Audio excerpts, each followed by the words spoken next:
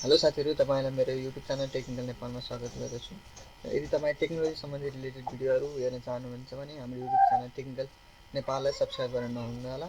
र आज यस भिडियोमा म तपाईहरुलाई भन्दैछु हामी आज साइबर ह्याकको कुरा गर्न गइरहेको छौं, जुन चाहिँ जसमा चाहिँ 15 बिलियन भन्दा बढीको आईडी लिक भएको थियो।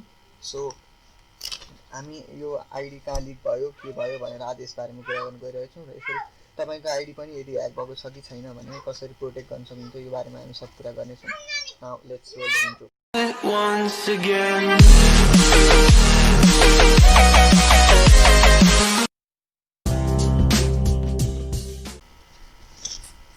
सो अहिले चाहिँ के भएको छ भन्दाखेरि इन्स्टाग्राम, युट्युब र टिकटकको डाटाहरु लिक भएको छ र यो लिक गरेर डार्क वेबमा पब्लिक गरिएको छ, जुनमा चाहिँ इन्फर्मेसन इमेल आईडी, पासपोर्ट, युजरको नाम त्यस्तो इन्फर्मेसनहरु लिक गरिएको छ डार्क वेबमा।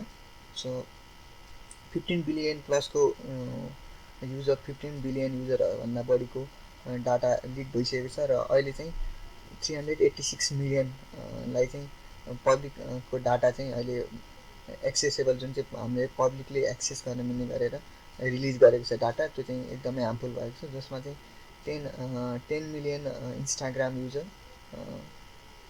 अनि 42 मिलियन टिकटक र 4 मिलियन युट्युब च्यानलहरुको डिटेलहरु दिएको छ, जसमा चाहिँ युजरको नाम, इमेल आईडी, फोन नम्बरदेखि लिएर फलोअर्स, उसको इन्ट्रेस्ट, त्यस्तो सबै कुराहरु चाहिँ लिक गरिएको छ।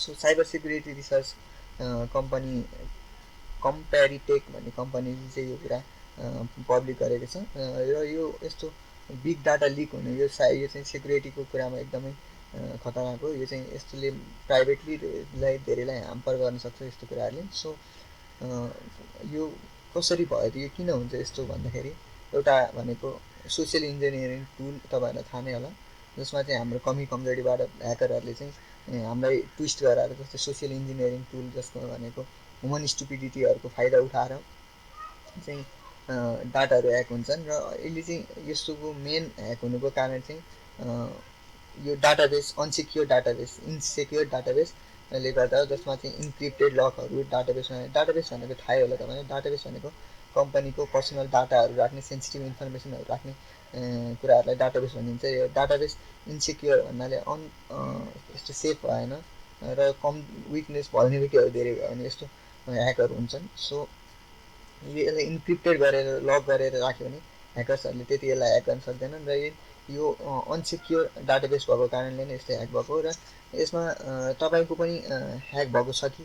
सो यो कुरा कसरी हामी चेक गर्ने, हाम्रो आईडी पनि लिक भएको छ कि छैन, हाम्रो आईडी खतरा छ कि छैन, यदि फ्युचरमा कसैले हाम्रो आईडी ह्याक गरेर पब्लिक गरिदिन्छ भने, जस्तै रिलिज गरिदिन्छ उनीहरुको वेबसाइट भने कसरी हामीले चाहिँ नोटिफाई हुन्छौं, त्यो कुराहरु म आज सब तपाईहरुलाई सिकाउनेवाला छु।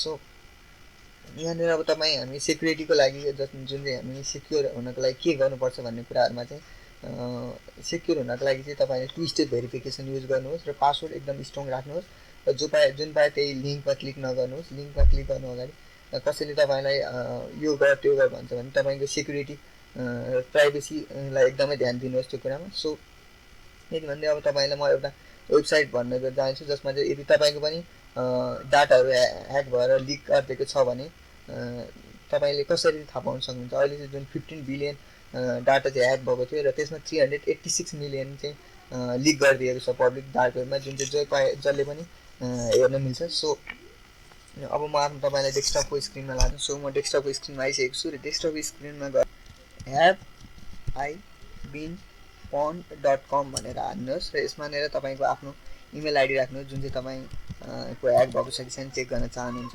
सो यसो गरेर gmail.com तपाईको जीमेल राख्न सक्नुहुन्छ र पवनमा क्लिक गर्ने बित्तिकै हेर्न सक्नुहुन्छ यहाँनेर good news no Pawan found भने, यो भन्नाले मेरो आईडी ह्याक भएको छैन बुझ्न सक्नुहुन्छ। यदि तपाईको पनि ह्याक भएको छ कि छैन चेक गर्नुहोस् र यदि ह्याक भएको छ भने पासवर्डहरु चेन्ज गरिदिनुहोस् र डाटाहरु युज गरेर नोटिफाई अप्सनमा गएर चाहिँ तपाई नोटिफाई मीमा गएर यहाँनेर यो गरेर नोटिफाई मी अन फन्ड यो क्लिक गरेर यो यसमा क्लिक गर्नुहुन्छ भने तपाईको यदि कसै फ्युचरमा तपाईको आईडी ह्याक भयो भने र कुनै ठाउँ पब्लिक गरिदियो भने तपाई यसको नोटिफाई हुनुहुन्छ आफै र तपाईले मेरो आईडी ह्याक भयो भने जुन चाहिँ मेरोमा नोटिस आउँछ र तपाईँले पासवर्ड चेन्ज गरेर सेफ हुन सक्नुहुन्छ। सो यो वेबसाइट युज गर्नु होला तपाईँ पनि एकचोटि। र यसमा धेरै फेसिलिटीहरू छन् जुन चाहिँ पासवर्डहरू onepassword.com राखेर एकदम स्ट्रङ पासवर्डहरू तपाईँ सिलेक्ट गर्न सक्नुहुन्छ। सो यति भन्दै आजको भिडियो यहीँ इन्ड गराउँछु। सो यदि अहिलेसम्म तपाईँले हाम्रो युट्युब च्यानल टेक्निकल नेपाललाई सब्सक्राइब गर्नुभएको छैन भने अहिले सब्सक्राइब गर्नुहोस्। र यति भन्दै बिदा हुन्छु। Have a good day, stay home, stay safe, thank you.